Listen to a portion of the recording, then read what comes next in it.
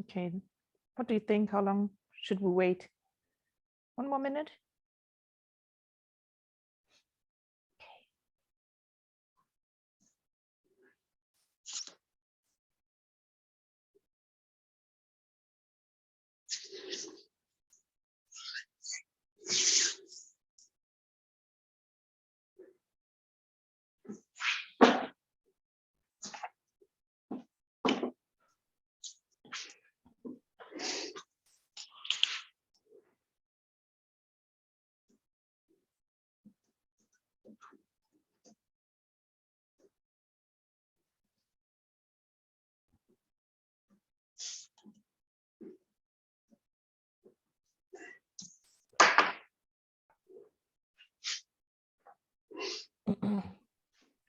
So for everyone who's here already, maybe I can just say this session is recorded. So this talk will be recorded. Actually, we are already on stage. And you can have a look at it afterwards also on our YouTube channel of the Biennale für aktuelle Fotografie. So if you have friends who can't be here right now, spread the news. And also an organizational issue. So if you want to raise questions, you're very welcome to do so. We have this F&A tool here, which is usually the Q&A tool. That is the German version of Zoom. So you find it under F&A. So feel free to ask questions. And I think we are starting, in 1 minute or something, or now. And yes, so maybe we wait for Iris. Yeah, I had to open a window here. Yeah, this is sunny weather. It's nice to have some air. Yeah, nice. Okay, then welcome everybody to our first online talk in the series of events we organized in collaboration with the Heinrich Böll Foundations of Baden-Württemberg and Rheinland-Pfalz and the Institute for European Art History of the University in Heidelberg. The whole series is entitled Photography and Sustainability. And in this series of events, we would like to discuss environmental and social sustainability issues from different angles and how they play out in photography and visual culture. Now I would like to welcome very warmly Silvy Crespo and Małgorzata Stankiewicz. These two artists are participating in the Biennale für aktuelle Fotografie 2022. And our moderator today is Iris Sikking. And she's the curator of the Biennale für aktuelle Fotografie for this issue, which is called From Where I Stand. So I'm very happy that you're all here. This talk today is about sustainability in artistic photography and exhibition practice. And Silvy and Małgorzata both deal with humans' influences on nature and reflect upon this relationship on 2 levels. They deal with it on the content level and also on the material level. So today we get inside views by focusing on these 2 levels and of course how they interfere. I don't want to reveal much more at this point. Iris will introduce you more, I think. And of course, I'm very much looking forward to you, listening to you and your practice. And yes, and finally, I would like to thank the Heinrich Böll Foundations for making this possible. And yeah, for all of the audience to join us. And I hand over to Iris. Thanks. Okay, thank you so much for the introduction, Jasmin. Thank you so much for being here with me, Silvy Crespo and Małgorzata Stankiewicz, and thank you, Heinrich Böll Foundation, for organizing this very important topic, which is definitely also referred to in the whole Biennale program. And I think it's lovely to have you both here, Silvy and Małgorzata, and together, because I think you both have set yourself to quite a complex and difficult task, and that is visualize something that is quite invisible. You both deal with ecological catastrophes that are happening or will happen in the future or are happening in a very slow pace. You both mentioned also the term slow violence, something that is starting somewhere and then you don't see the consequences immediately. So like, you know, in a way, there are many alarm bells ringing if it comes to climate change, but we are, I think, responding way too slow. And then you even try to visualize what is actually already going on for years and will have an effect maybe only later on. So that kind of time and how do you cope with that? How do you deal with that? That I would find a very interesting point to delve deeper in. By the way, for the audiences, oh no, you already told this about the Q&A. Yeah, sorry, it's already clear. I mean, I don't expect questions at this moment already, but feel free. And I try then to move them into the presentation and discussions. And what I find also very interesting in your practice, and it's also for both practices, that when you exhibit your work, you try to do that in a way that as a visitor you really experience something, you sense something, I also think that, you know, it's a kind of balance between what do we need to know, but also what can we feel, how do you reach our emotions. We might feel that we have to act and to do something. Also, you're both very actively experimenting with photographic processes. You both use expired or have used expired films and chemicals, and something that we will address for sure. And also something else is that you are both so much aware of your own footprint that you create while making the work. So there's many lines, many subjects that we will refer to.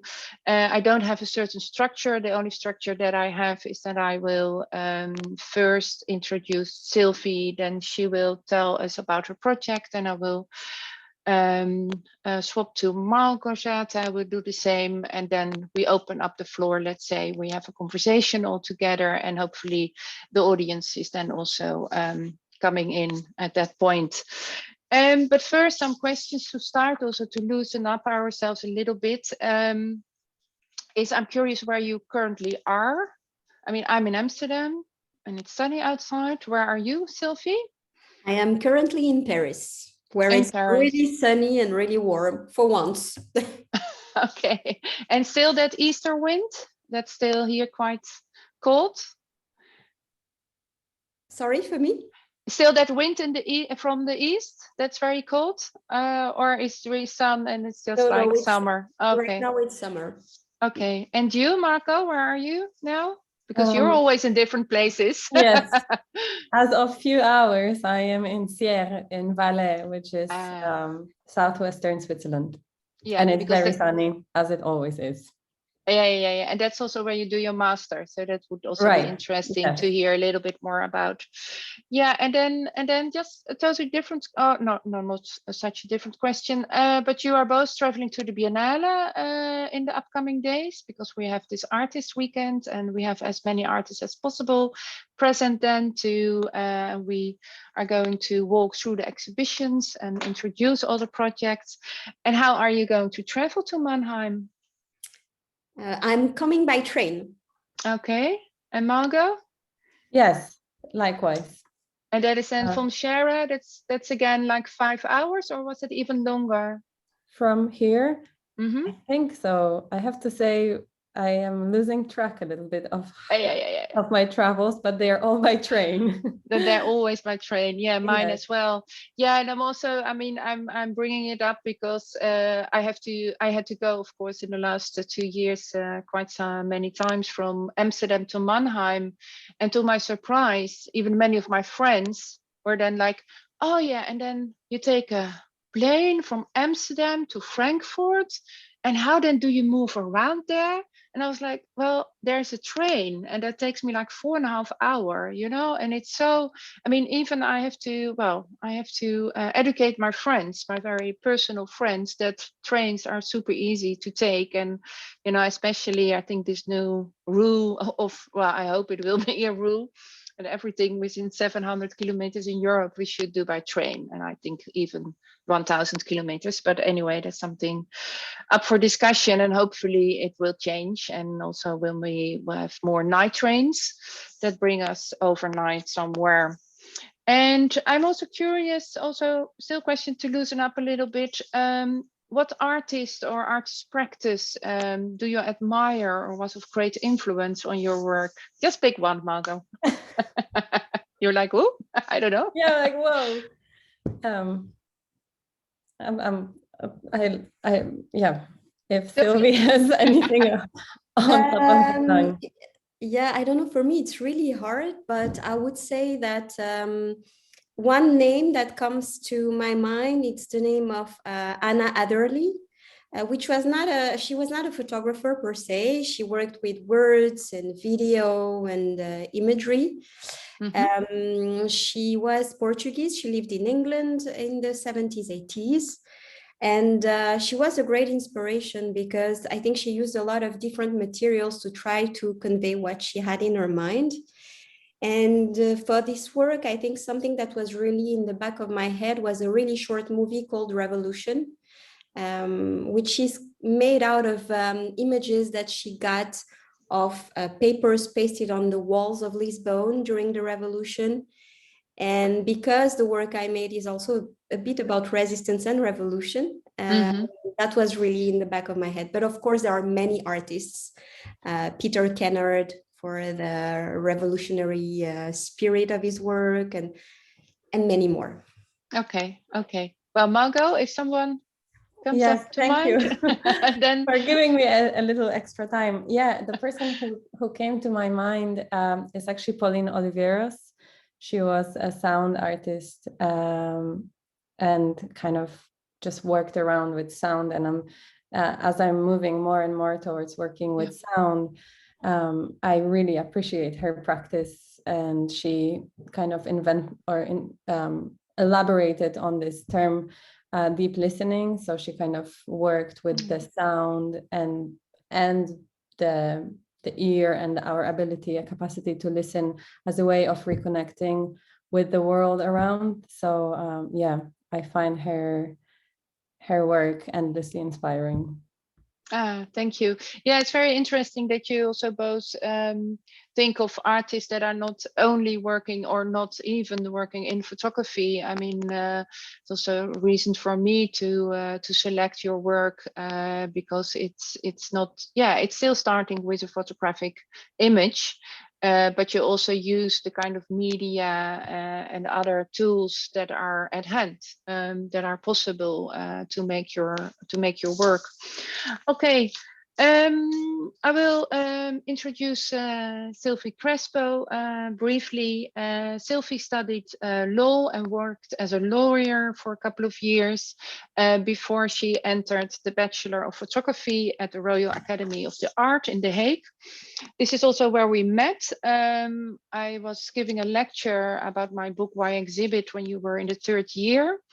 And only recently this kind of image came to mind that we had this talk when you were telling me and showing how to present your 3rd year project, which was about your father.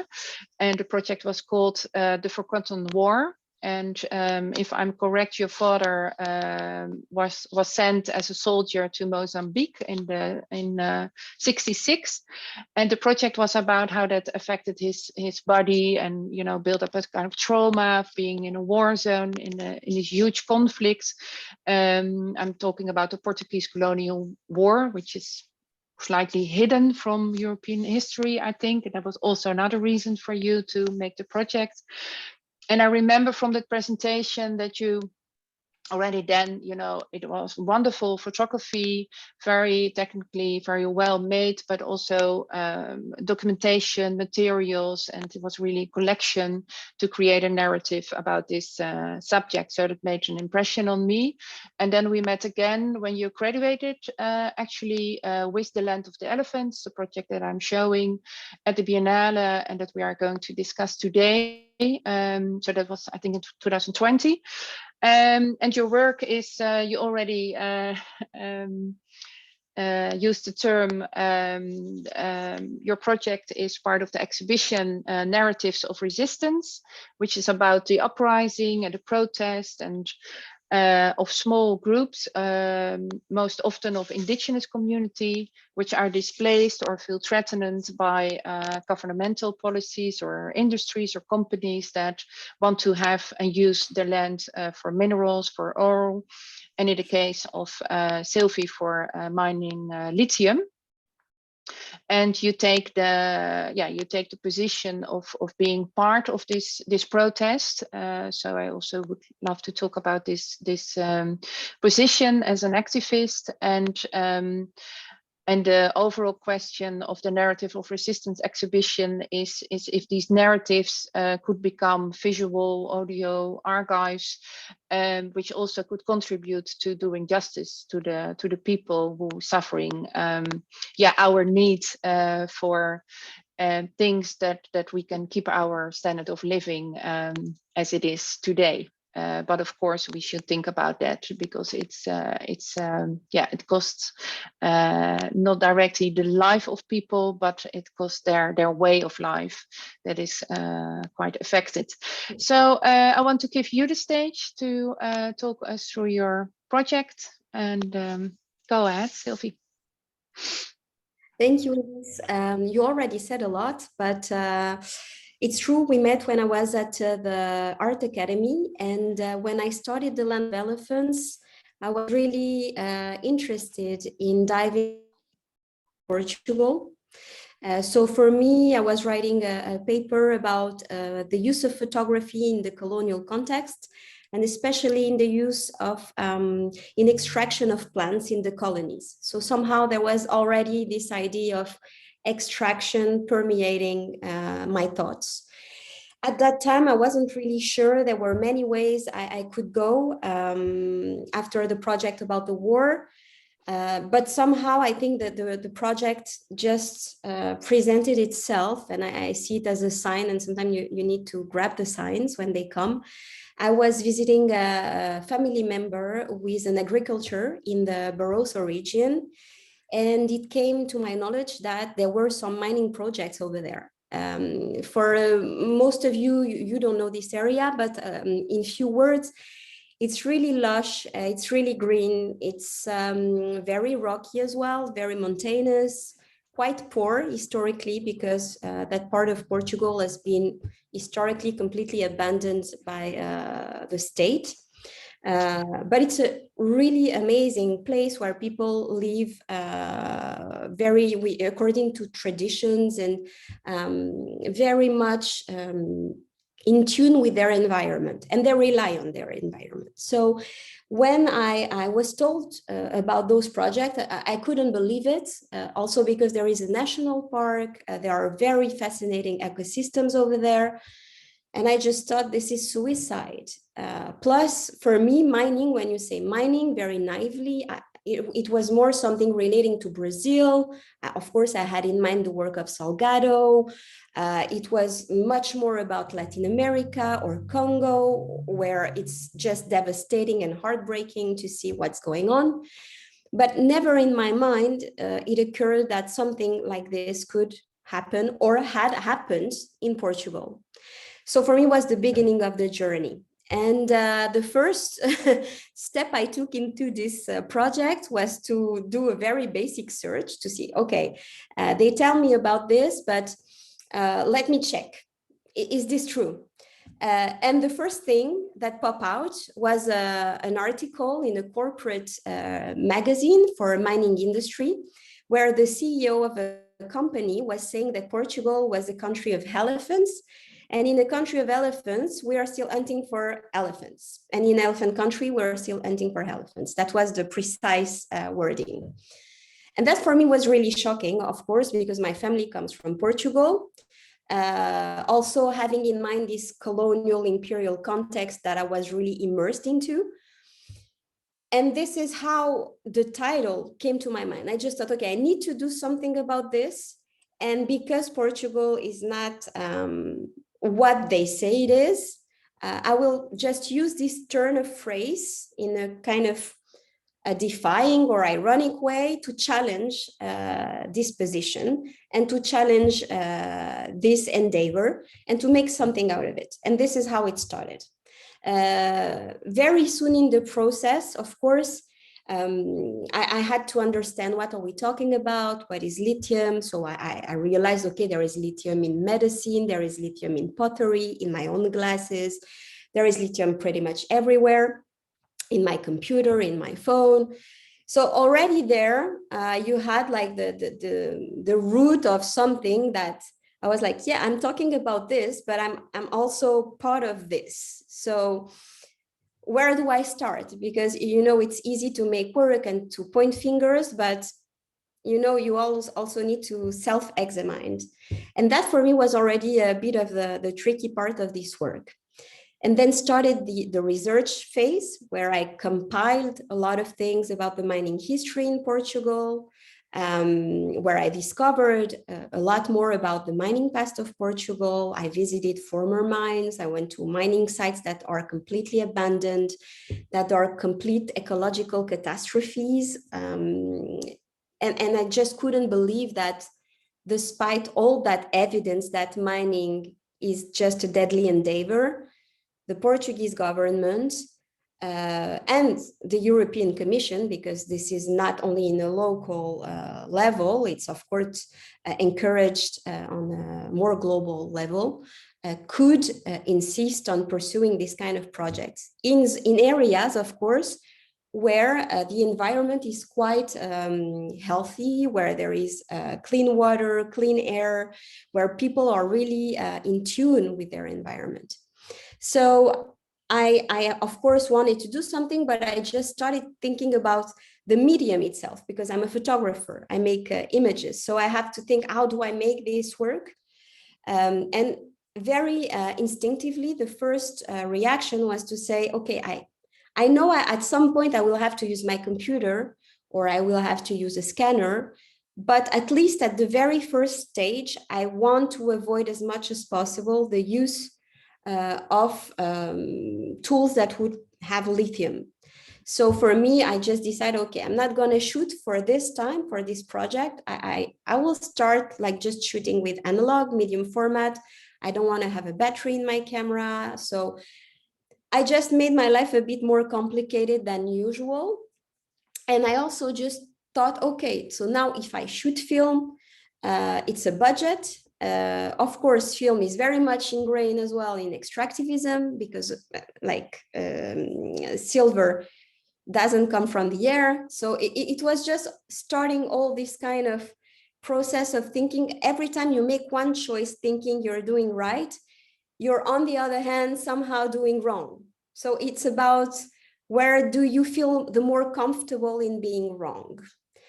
So the project developed itself like that, with this kind of tension between, okay, making a choice and trying to find a balance where I would be okay. Along the way, because I was a student at the time, financing my own, of course, it's not easy to find financial support for this kind of projects. We know that sometimes some projects can be a bit problematic because of their topic, because of the way they tackle a certain topic. I just thought, yeah, okay, I have to embrace all these obstacles. And I'm very fine working with the stock of films I have. Half of it was expired. And I was, yeah, okay, that's okay. I will use it. It's okay if every now and then I have a stain, I have something. Also, I'm, very fully aware that maybe the image will not be perfect, but at some point, if you are advocating for something, a better world, you have to compromise somewhere so you can achieve that thing that you believe in.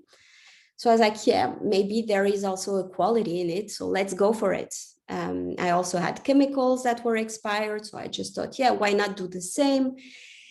And like this started this idea of, yeah, let's try to create my own ecology of making. It's my own. I don't have a claim to say it's perfect, but I can't as well just work on this and, just ignore the fact that every time I create, that I do something, everything I do or every action has an effect or contributes to something bigger, to a bigger narrative. And to my greatest surprise, I think this was also something interesting while making the work, because when people saw me like coming in the tiny village with my tripod and my camera and my rolls, and just, they were like, what are you doing? And I was just explaining. And to my biggest surprise, they could understand my visual language, what I was trying to do. And they understood that I was shooting with an old camera, and they were really inclined. I think it really opened up a more interesting way to interact with people, instead of just coming with a digital camera, taking my pictures and bam, bam, boom. In a way, they were really intrigued by it. And they also wanted to see the rolls and the camera itself, because today they see everybody with an iPhone. And, I'm not saying I don't do it occasionally, but for this project, they were really surprised. And that really helps creating this thing. So this idea of working with what I had and embracing obstacles and accepting them and accepting imperfection and accepting also to try to minimize as much as I could consumption of materials was really important for me. It was also important in the exhibition making, for instance. For the printing part, I decided to work with someone to print and not to print myself. Of course, I can print in small scale, but for me, it takes more time to achieve what I visually want as an image. So for me, working with someone who's already a craftsman saved time, water, and paper. So it's just being very pragmatic and also encouraging a small industry. It was also like agreeing to work with existing materials. For instance, there is a plinth in the exhibition that already existed. Do I compromise to crop an image because I want to use something that already exists and that could be used further on? So it was all these things that for me were really important and are becoming more and more important in the work. Because at the end of the day, what those people that I try to give a voice to, and I really relate to these people, they are just telling us we don't need more. We just need to think carefully about what we have, how we use it, how we reuse it. But at some point, we can't carry on consuming and consuming and consuming. Like there needs to be a kind of moderation and balance, because the resources of the planet are not endless.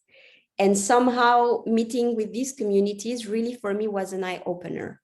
Also as a maker, because sometimes, you carry on and you're carried away by your work, and you just want to do so many things that you forget that every time you use a piece of paper, a tree somewhere dies, and every time you print something, water is used. And so I'm very thankful to the people that I met while making the Land of Elephants because of that, of course.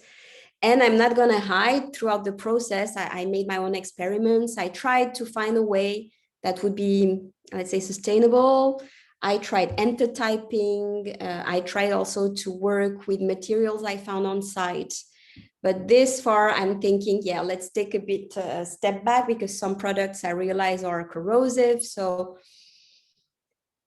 the idea is really to try to mitigate my own impact while making things and trying to convey questions. I don't have answers, but I have questions, and I'm really willing to talk about it and share and engage into a dialogue with art community, but also with society at large.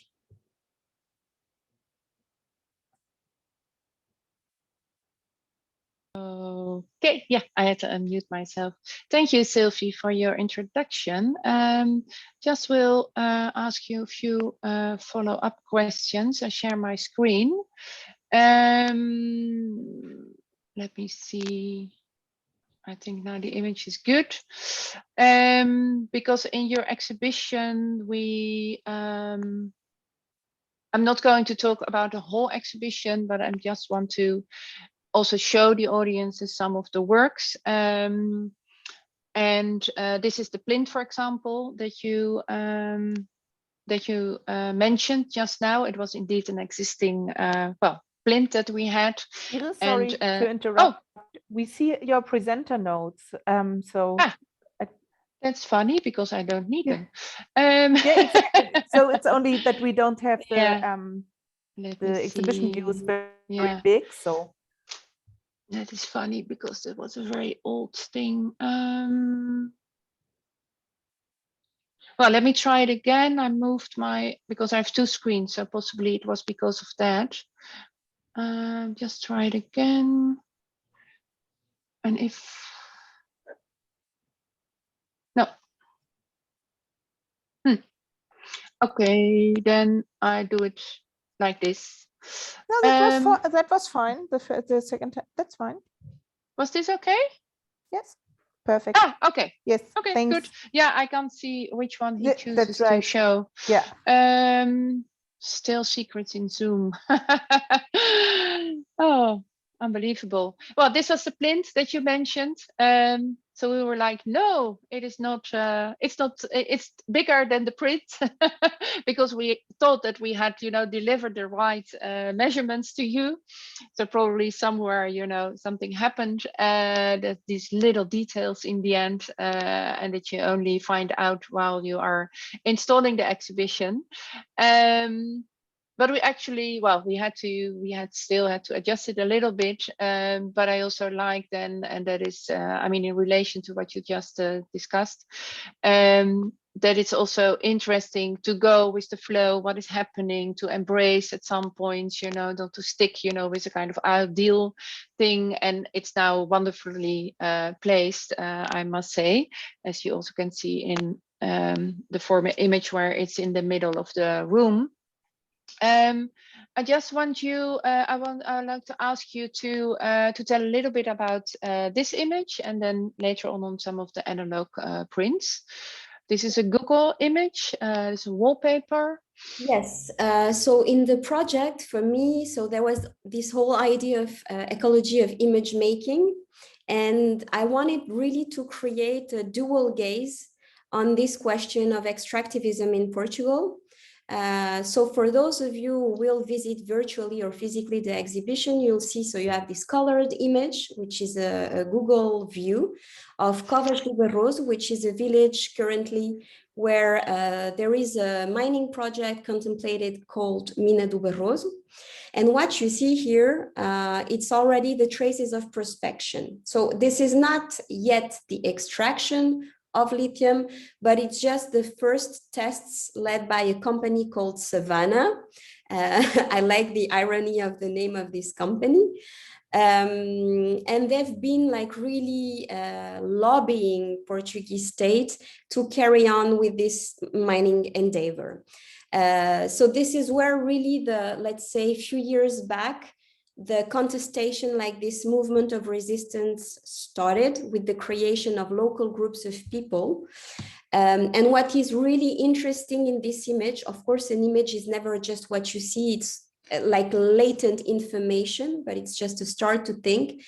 Those prospection activities have been led in an area called baldios. In Portuguese, it's a communal, it's commons, so it's a land shared by the villagers where they can have their cattle graze for free, where they can collect the wood and sell it for the community. So it's kind of a land shared by a lot of people. And because it belongs to everyone and no one, well, that's the perfect spot for a company to just come with the okay, with the green light from the government, and to do this. So this is, I think, a very important image, because at this stage, this didn't happen overnight. And it was it's a slow process, of course. It's happening over time. This is why you mentioned slow violence, Iris, a bit earlier. This is the beginning of how slow violence happens.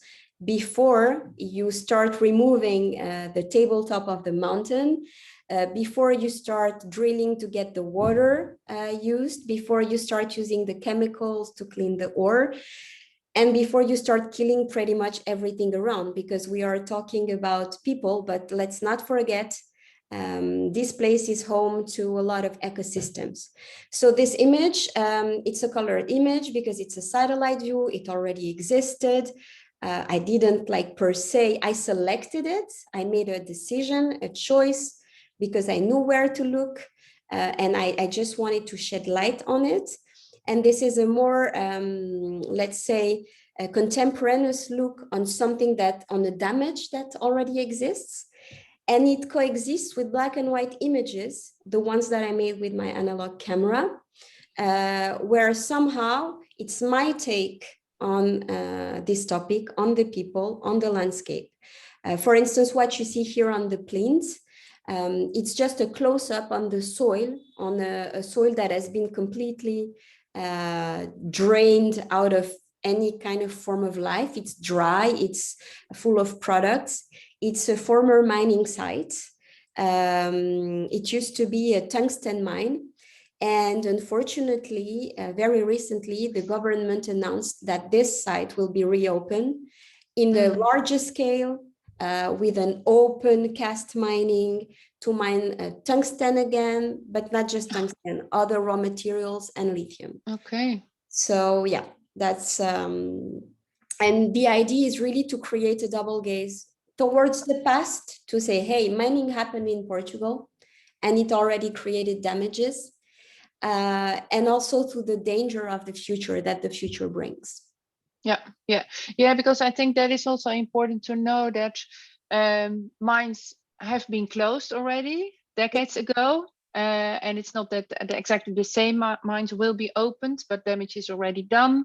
But there are still, beautiful parts, and the parts that are really good places to live for mostly, well, maybe not only elder people, but at least in your photograph, your series, you portrayed some of the people that live there already for a long time, and also want to stay there.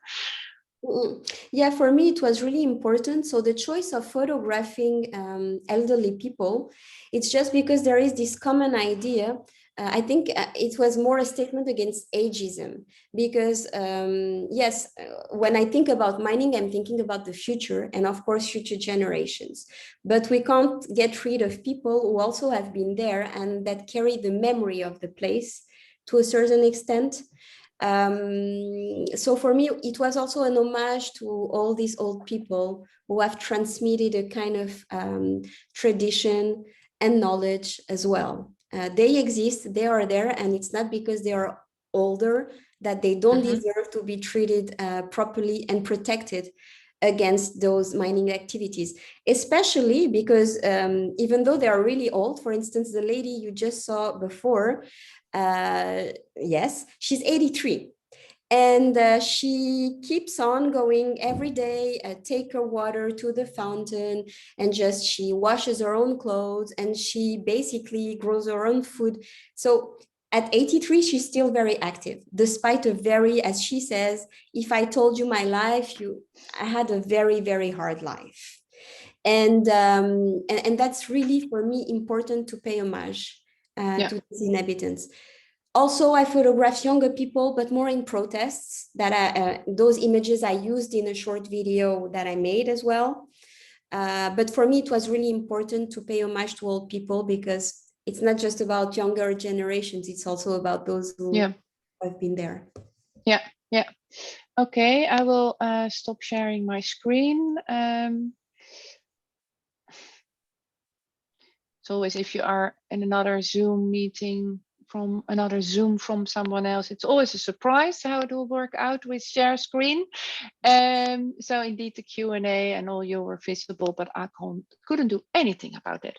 Thank you so much, Silvy, for your wonderful introduction again, and also for giving some insight in the images. We can always go back to them later on.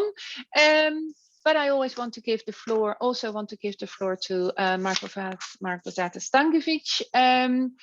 You have studied at the International Center of Photography, ICP, in New York, and already there you got an interest in the material qualities of the photographic process and alternative ways to print. Yeah, I think we met at Platform Winter Tour in 2019, but because you were there and I was there, but I don't remember it actually. So it sometimes goes, you know, that you meet artists and then only later on you meet again, and then you find the common ground and you start to collaborate. Because in, I think it was in 20 already, or maybe 21, I invited you to participate in the Biennale for Actuelle Fotografie with the project that you did before this one, Lassen. I have the book here at home, and I was really interested to show that project. I also knew a project before that one was Cry of an Ego. That book that won the Dummy Award at Unseen and was published by Meta Books, based here in Amsterdam. Lassen was also published by Meta Books. But then at that time, so let's say slightly more than a year ago, you told me, well, I'm actually working on a new project, which is now called Viriditas 21st Century. And you're really keen to produce that, continuing the production and to show it at Biennale. And so you did, and I trusted you to make it. It was, of course, for several reasons, difficult and complex to produce the work, but the pandemic didn't make it easier, of course. So we might refer to that later on as well. And the project became part of an exhibition called Contested Landscapes, where it is about the value of nature and about the economical value. And the question is then, indeed, is the economical value higher than the ecological value? And also discusses the notion that photography is able to, of course, preserve an image from a certain landscape, but what then actually do we preserve? Because it's always in transition. So I would like to invite you to introduce your project, Małgorzata. Thank you, Iris, for your introduction. I have to say, yeah, I do not recall us meeting in Winterthur, but we were there together, so maybe we have. Just one more, actually, Cry of an Echo was published by Lecturis, and Lassen was published by Meta Books. But they are both in Amsterdam, or partially in Amsterdam. Yeah, also very interesting to hear you talk that we started talking about Lassen, because in the end, the presentation became such a complex project that I completely forgot that was even a discussion at the beginning. Yeah, so indeed, Viriditas 21 is a project which I have, or the idea, or this topic I've started researching before I even started working on the previous book called Lassen. So that was, I suppose, 2018 was the first time I ever actually read a scientific paper on the topic of aquatic hypoxia in the Baltic Sea. I am Polish and I grew up by the Baltic Sea, and I remember in my childhood there will be times when we knew one shouldn't go swimming, where the water would be closed off because it was toxic. There were these blooms that were happening, but funnily enough, I guess, yeah, just by growing up with it, it was just something that was normal, and I never ever questioned it during my youth. It was just something known. And so I remember reading this paper and also understanding the incredible scope of the hypoxia that is accelerating very rapidly in the Baltic Sea, and realizing how, especially at that time, I feel like the discourse has really changed in the past few years. But even 4 or 5 years ago, there was just virtually no conversation about the severity of these hypoxic areas. And I kind of started wondering why that was. And one of the reasons I kind of entertained was that perhaps it's because these zones are completely invisible, because they happen in the sea, in the open sea, under the surface. That's where these hypoxic areas are the most severe. And the only way they ever manifest themselves is through these algal blooms that happen every summer. And so I became very interested, and I started researching more, and then started thinking of how could I, at that time, especially working predominantly with visual language, how could I translate and how could I convey and work with this topic through the medium of photography. And simultaneously, I also really wanted to inform myself a bit more. So I have reached out to a marine scientist at the Marine University in Sopot, with whom I started a conversation. And that's when it also became very apparent that I would essentially not be able to visually capture these zones, because they are below the surface of the water, and they are also invisible, so to speak. And so then I started thinking of how else could I work with this topic, as I spoke of this algal blooms that happen every summer. So I knew that I could perhaps use aerial photography, but again, I as with most of my work, I'm really concerned with the amount of my own carbon footprint and my own use of materials. So that was completely out of the question of renting a plane or a helicopter or doing any kind of aerial photography. And so then and at the same time, the actual printmaking and the haptic, the hands-on process is something that's so central and elemental and essential to my practice, that I started thinking of what if I worked with the pre-existing images and made them my own, so to speak, and translated them into my own visual language.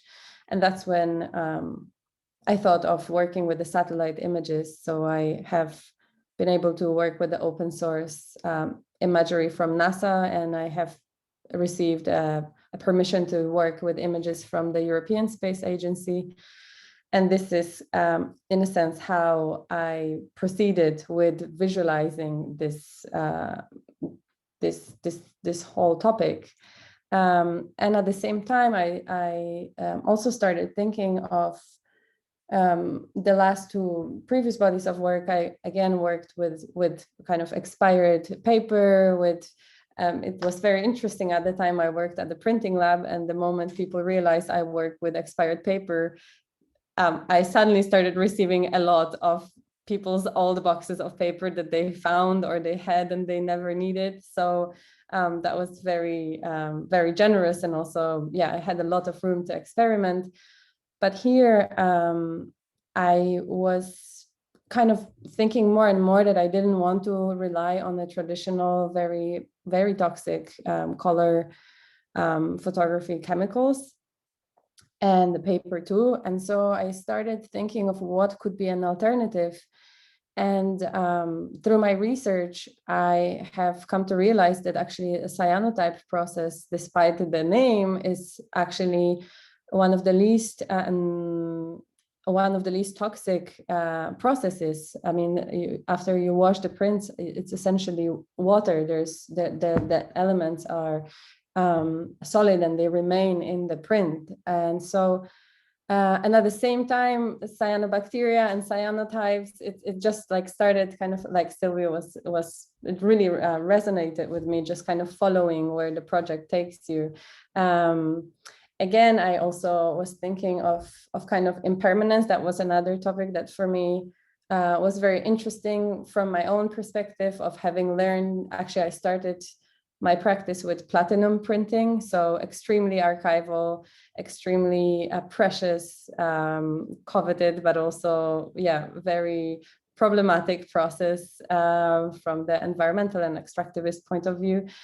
But also I was thinking of this, I think Iris, you also spoke to that, of this,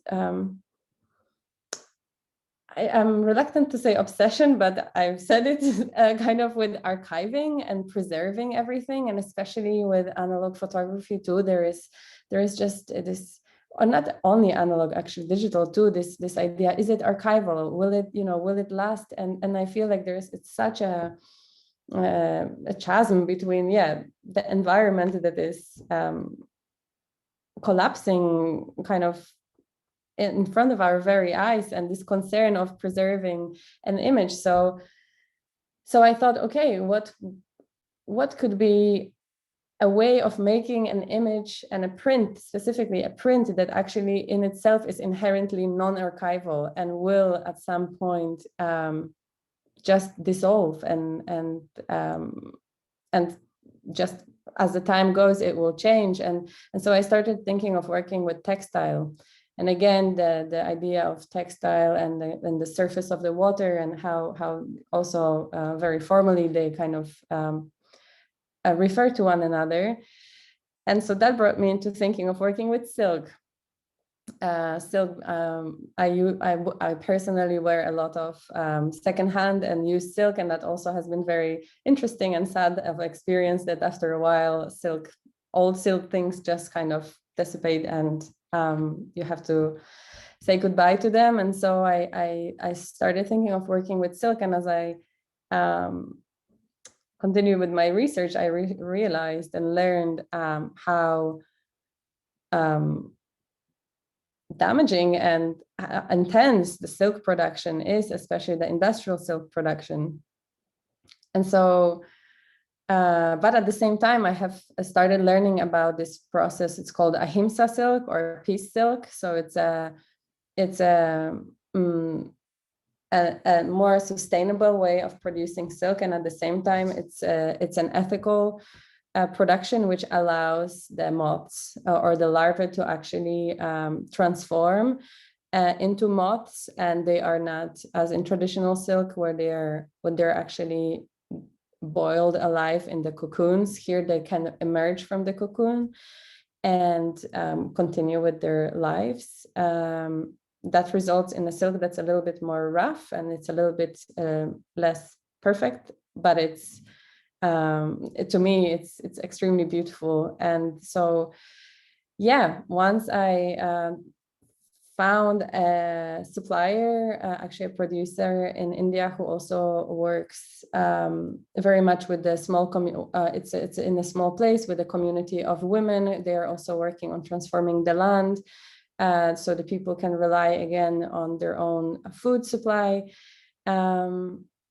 And then COVID happened, and many things have become way more complicated. My plan was also to make the cyanotype prints of the size that they are being currently exhibited. And simultaneously, I was working on the edition of small cyanotype prints of the same images for the book that I am working on, that will come out of the same title. And then as the pandemic happened, the manufacturer of the foil that I would have used for the digital negatives has at first stalled the production for many months, and then finally discontinued the production of that size of the negative. So that's, I think, when when there was again this kind of moment of, okay, this project is taking me somewhere else than where I anticipated, but at the same time, how else could I work with what I have? And as I had the small prints for the book, I have decided to try to make transfers of these cyanotypes onto the fabric. And I was able to find a printer, in fact, in Portugal, who works with, again, with environmentally friendly inks, who are able to digitally transfer the cyanotypes onto the silk fabric, which is kind of ended up and being a bit of a hybrid project and hybrid process. But nonetheless, this is what can be seen at Kunsthalle Mannheim. Yes, it is a very interesting process, and it was a very interesting journey also to be part of that in the sidelines. I think it's good to show something of that. Let me see. As I said, the work is in the Contested Landscapes exhibition. And this is what it looks like in the space. I can show another one. Maybe it's good to talk a little bit, Małgorzata, about the way that you decide about the hanging, about this choreography of silk clothes. There's green light, as we can see. It's always more difficult to see it in the installation shots than if you are going there in person. But trust me, it's a wonderful experience to walk, let's say, into this sea of clothes. Can you explain a little bit or tell us a little bit about that process? Yes, of course. So yeah, when I started thinking of how these works could be exhibited, I kind of immediately was interested in kind of creating an environment in itself. I think in general, when I was working on this project and kind of in my own thinking around this topic and life, I guess in general, I've been more and more interested in kind of the notion of embodiment, and how I think also, during the pandemic, with so much online activity, kind of the body and there was, I found my body was often, I had to really make a conscious effort to involve my body in my daily activities. And therefore, it was really important to me to create a space and a flow and a movement where one can enter and kind of swirl with the images and kind of follow a flow. So I hope it's rather intuitive which way one goes, while seeing the works, and at the same time, because the silk is very fine and very very responsive to the movement. Again, for me, I'm hoping for a kind of an interaction between the body of the visitor and the works, so there is a dialogue as opposed to them being a kind of static, fixed elements. And I'm very, very grateful to the Kunsthalle Mannheim technicians who have been very open to hang it together despite lack of straight lines in these works. It was very interesting process also to translate your concept in the end to the space, indeed, and to find then that, for example, different heights would actually work very well. But again, there was a continuation of the experimentation of what is the material that you choose, what can you do with it, or what should you do with it to make it meaningful, which is, I think, in both your practices kind of red thread. It's very both your practices are very research based. You take a step and then it gives you something that you didn't expect, so you go, maybe you make a detour at some moments, but it also allows you to receive what I always call a presence, you know, that something is coming that you didn't expect, and that's actually very good for the project. So maybe it's good to go a little bit into the questions of the, or the, talk about the materials that you use, although you have informed us about that already, but I always think there's more to talk over before we go to this huge question that is standing there in the Q&A, like in what way can photography do something? Of course, we come to that question. But before that, because I know, Silvy, that you have some sheets laying on your desk that you want to also to use and to show us, to talk further about the choices for certain materials. Yeah, I really enjoyed the talk of Małgorzata, because I think we have somehow similar concerns while making, and also remaining very open and trying with materials. So for me, before I decided to go back to traditional analog printing, I will just show you the failures, because we need to know that before we achieve something, there are a lot of frustrations while making. So I made this. This was something that I tried. I don't know if you can see it, but it's a positive image printed on film, because I really try to investigate printing techniques. So this is a failure. Well, it's not really a failure, it's an anthrotype, but because I just let it outside, it faded. An anthrotype, and it's also the idea of fading away and keeping track of an image and an archive, the creation of an archive. You realize that with some processes, you really have to embrace the disappearance of the image. So this was something that conceptually could have been really interesting, but not really what I wanted to achieve at this point. I also try to develop my own inks. And this is something, I don't know if you see. It's made out of old rocks, burnt rocks that I found on mining sites. But I was advised very recently to be very cautious with it, because it's probably a bit toxic. So I need to figure out how to basically just do something with it, because I find these colors very interesting. And I would really like somehow to bring to the surface the toxicity of those elements that you can find in open air. And I also somehow, when I work, bring a lot of objects. This is something I found on an old quarry.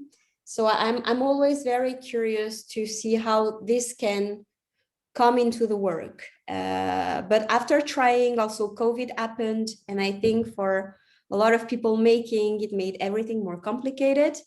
I just thought, yeah, maybe I should just go back to the very basic, to the roots of photography that are extractive. I mean, it's just what it is.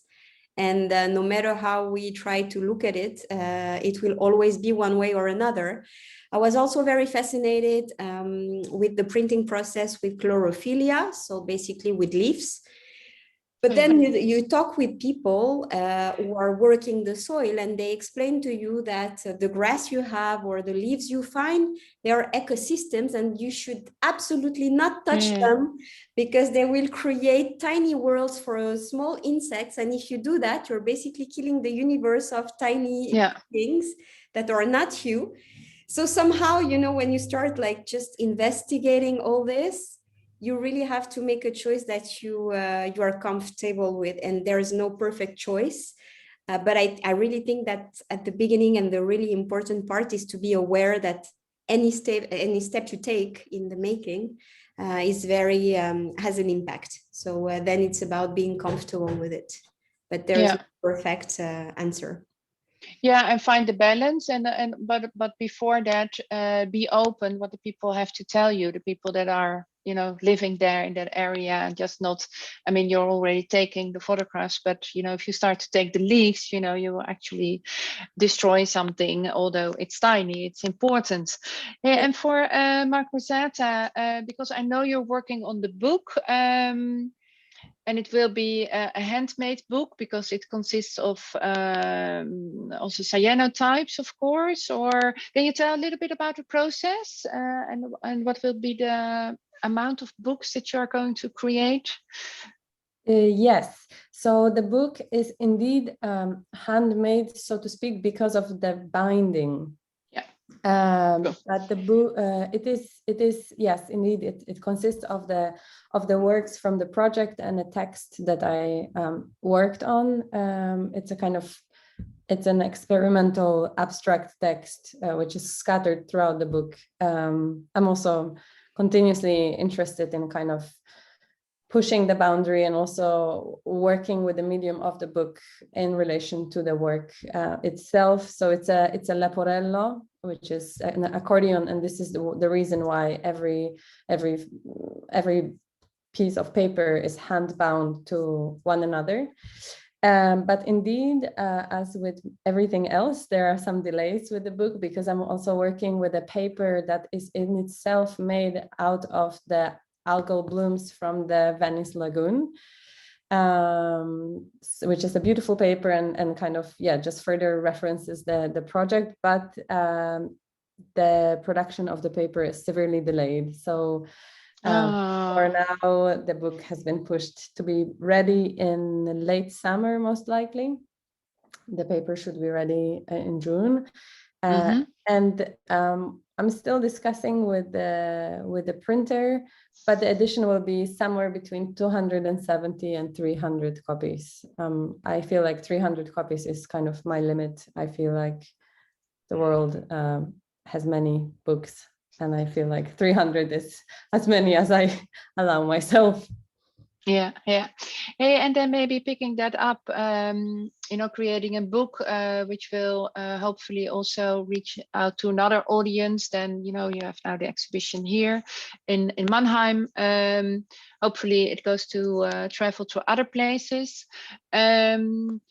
But what is the kind of audiences that you hope to reach, also to make indeed the difference, or to make people aware of what is going on? And this, of course, steps into the bigger umbrella question today, like what can we do with our art, with our photography, within our practices, and how do we have to develop them, or maybe find other strategies to try to make a difference, to really address something, and that it finds certain audiences. Can you elaborate on that from the viewpoint of the exhibition and of the book, because that's then a kind of small edition? Yes, indeed, it's a really interesting question, and one that I ask myself a lot or reflect on.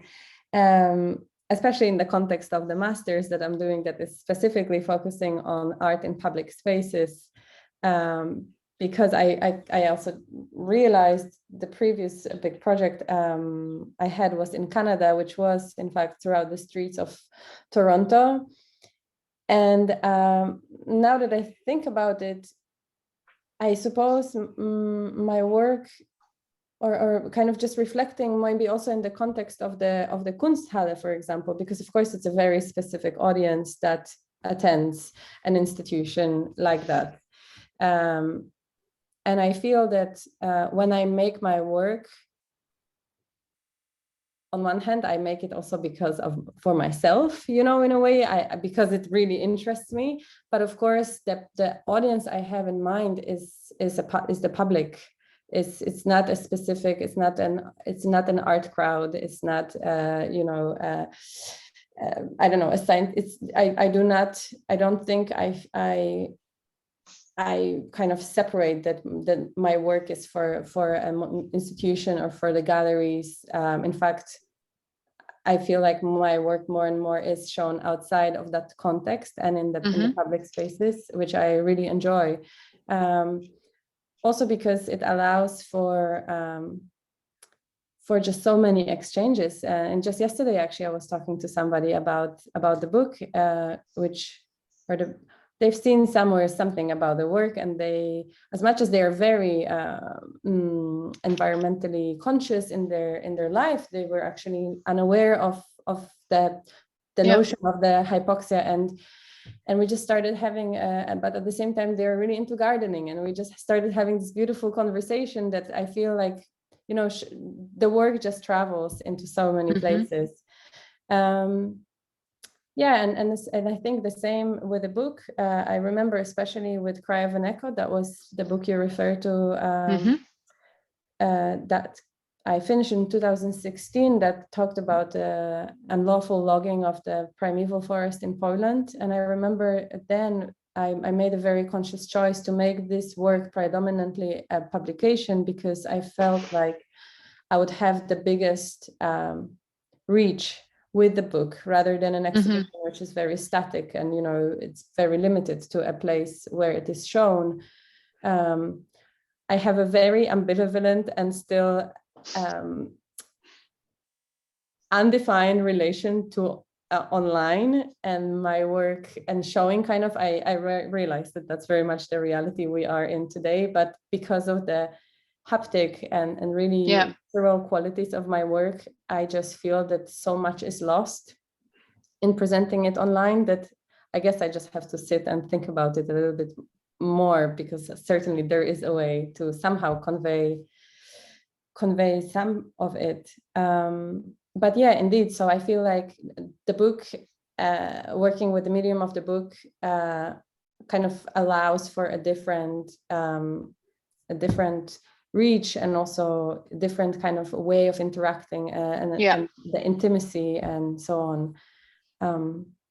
Yeah, so I in fact, I'm very grateful when these two things can kind of collide and kind of work together, when a publication and an exhibition. Yeah, it will for sure be different. I mean, it's only the scale, of course, that is different, and the whole experience that you have when one is able to walk into the exhibition. But then on the other hand, in a publication, if you add there the text, you know, it's another way of going, take a deep dive in the subject. And how is that for you, Silvy? Because I also know you as someone that is very actively engaged with the protests, with the protesters, with the people that try to seek for ways to keep the minds away, let's say, of the reopening or the opening of the minds again in this area. How is your are your images playing a role in that, or is that more you as a person that is playing a role in that, or both? I really think it's both, because I think without the image making, I wouldn't have dared to commit myself in a way that I have been committing myself to this, let's say, collective action. So I think they go hand in hand, me and the image making. Also because I think we live in an era of images. People, pretty much everybody gets either a feeling or an understanding of image making. And I think it's a really interesting way to engage into a dialogue and to raise questions.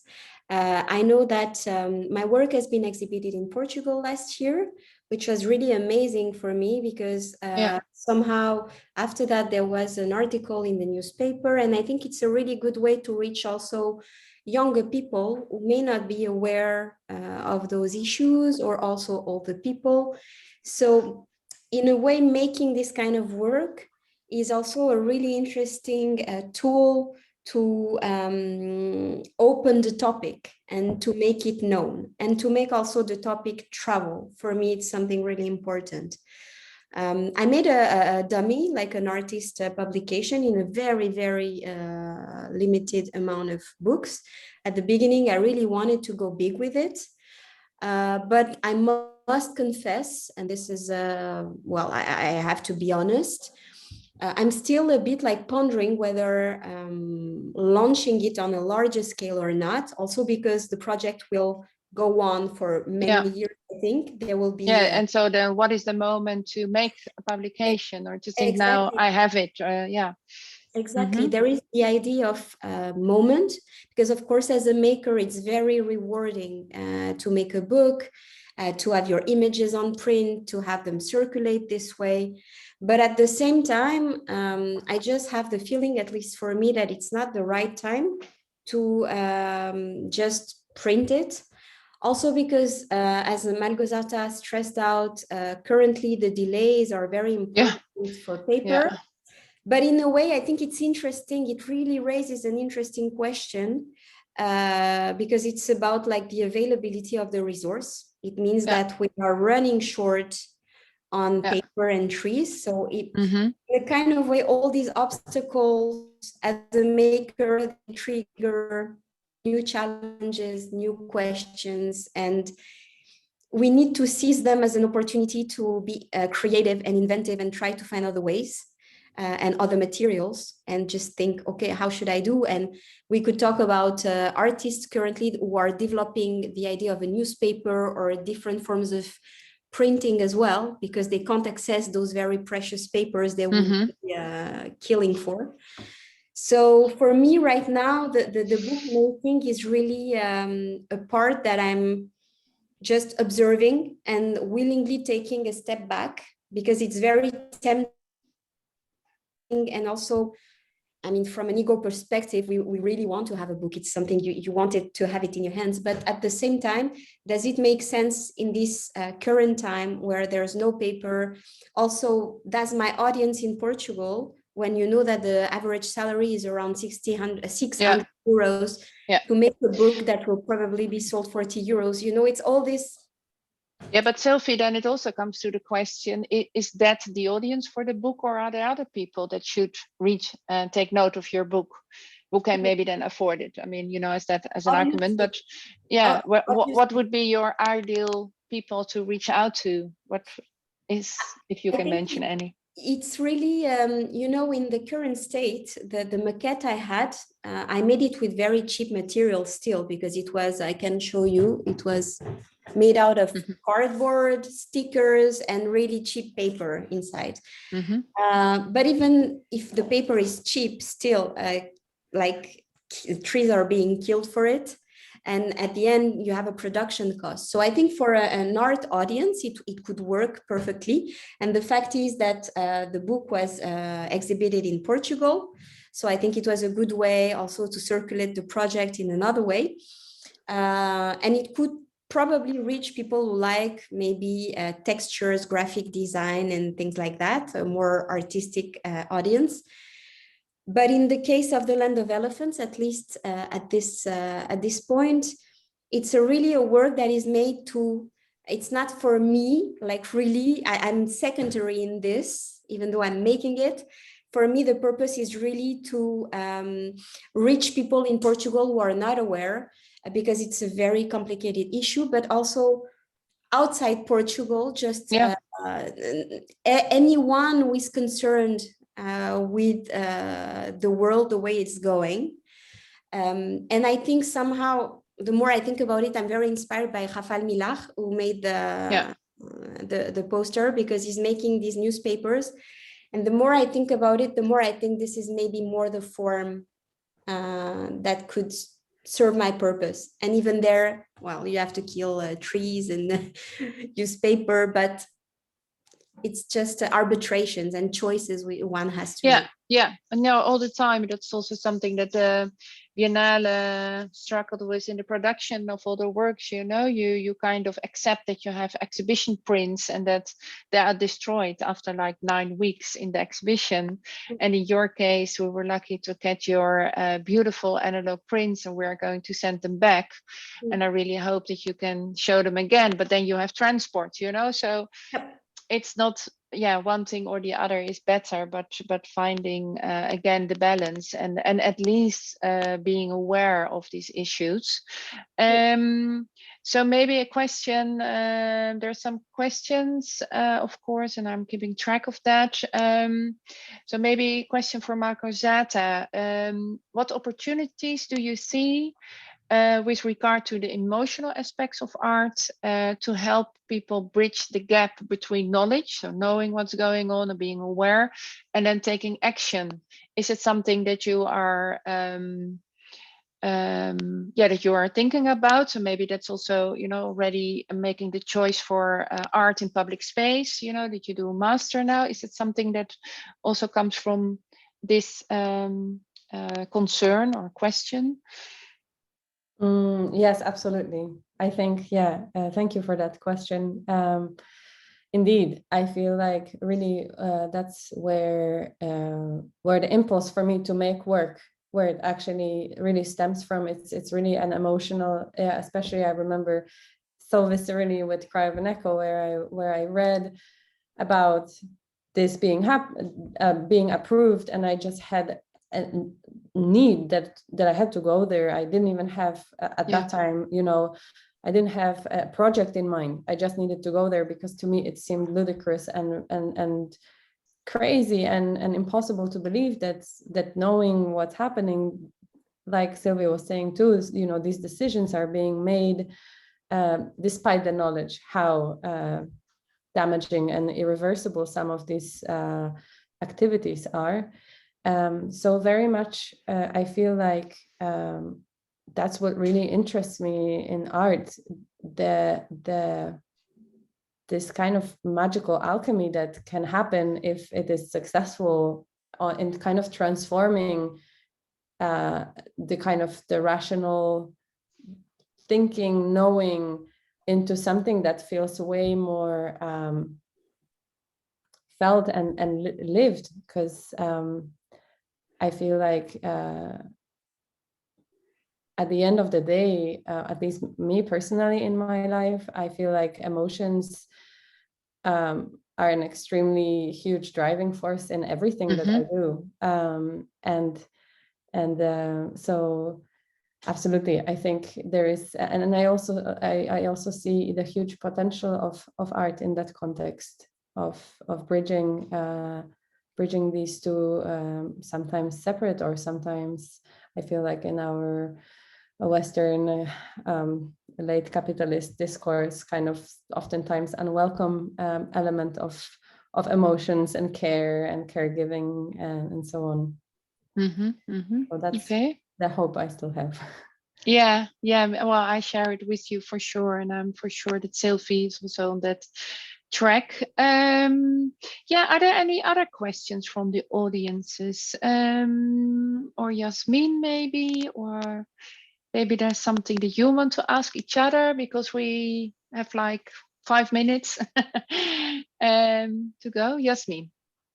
I mean, the only thing I wanted to point out that I think it's really which is fitting right now, because Małgorzata just told us about the emotional potential of art, but what you also have in common is that you have this very personal approach to your themes, and I think this is also a strength that you might also feel in the work, that this activist approach is also because you are personally involved in the whole thing, and this also creates emotions for the audience maybe. Yeah, that will certainly help. How do you feel? Because sometimes I find this, how can I say this? Because there was lately someone that told me after looking at an exhibition presentation of students' work, it was in fact, and she said, well, it's actually, if you didn't experience something, then you can't make work, because you really need to be part of it, and otherwise it can't be interesting, can't be strong. And I didn't agree with that. I mean, it was the case of that the 5 student works that we saw together, because I think one can be very concerned with something that is not. But yeah, in this case, you know, Sylvie's family lived there, you know, Malgo has this experience of, you know, not being able to swim in the sea, but it could have been maybe also another sea or the lake here. I mean, there's many times it's happening here that I can't swim here because of the blue algae. So I think it could be a strong driver for the project, but I'm just Just, otherwise it does feel that one is restricted to only one's life experience to make work. But I think it's always something is in there of your own life. Otherwise it's also hard to keep on going. Yeah, I would like to add to that. I think art is that the beauty of art is that it allows anyone to be curious about pretty much everything. So it would be sad to narrow it down. And of course, one should be very cautious when addressing some topics, but art allows us to actually discover new worlds, new people, engage in new conversations. Yeah. So that's really, I think, important to keep this space, especially nowadays, because we are facing so much turmoil on every level. It would be so sad to just say, okay, because you don't live something, you can't be interested. It depends on how you do it, I suppose. But, yeah, I think so too. Yeah, true. But that would be very sad. Yeah. There's one final question that we are going to do is for you, but maybe also Małgorzata. What is about cress paper or the pool of elephants even? Papers, inks out of the cradle to cradle context could be a solution. What do you think, Silvy? Did you ever experiment in this direction of using something that belongs to the actual elephant and not the elephant that is lithium? Well, I think it's a very interesting proposal, but I'm not aware of any place in Portugal other than a zoo, and I never visited a zoo in Portugal where I could get some elephant poo. So, and I'm not willing to have like a carbon footprint for that.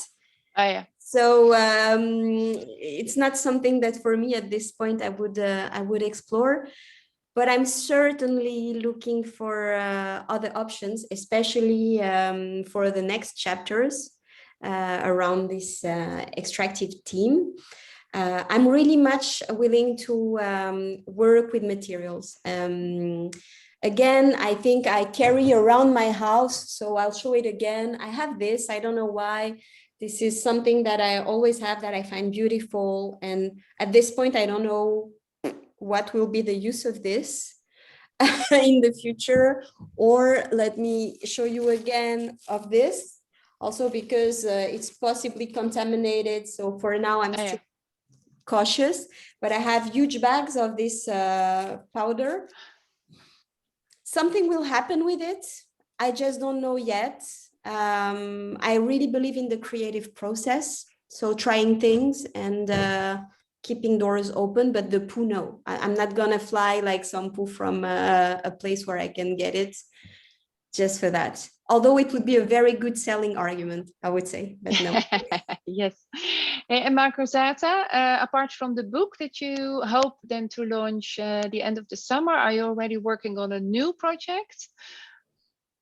Yes, I am working simultaneously on a few different projects, but they are all not using photography. Okay, no, that's fine. Yeah. It's a performance. It's a performance and a sound installation. So I've been kind of moving even further towards ephemeral way of working. But I do miss photography, or especially printing. So I sense this kind of growing somewhere. Yeah, but that's also what an education allows, to move in a totally different direction and then maybe come back and then make combinations later on. But you have to explore it first to know if it's something for you and if it's of use for you. Yes. Okay. Then I think I'm going to close this wonderful talk. Thank you so much for your all your insights, and really nice as always to hear you speak about the projects, both of you. I'm just going to answer one question that was already in the chat for some time. The Biennale for Actuelle Fotografie will be until the 22nd of May. We opened mid-March, so it's on for about 8-9 weeks. So now we have 2 weeks to go. So you're welcome to come over. And thank you so much, Silvy. Thank you so much, Małgorzata. And I'm looking forward to see you later this week. Thank you for having me, and so am I. Yes, I'm really looking forward also to seeing everything else, because last time I have only seen Kunsthalle Mannheim. Yeah, true. Okay, great. Thank you. Thank you. Thank you very much. And maybe only to invite the whole audience, because on from the 13th until the 15th, we have our big artist weekend. So Silvy and Małgorzata will be there. Iris, of course, will be there. And with them, around 30 other artists from the Biennale. And we will go through all exhibitions and hear the voices of the artists. So you're all very invited to come here. And if you can't make it to the Biennale physically, we also have all exhibitions in the digital space. So just check out our website, and there you can find the digital 360 tours. So you're also invited to have a look there. And my last announcement today would be that our series Photography and Sustainability goes on today already. So today we have another online talk, and it will be about the production of fashion and advertising photography. So it's called Sustainability and Applied Photography. So you're all very much invited to join this talk as well. It will begin at 7:30 today. So now, thank you again very much for having this talk with us, and have a good afternoon. Thank you.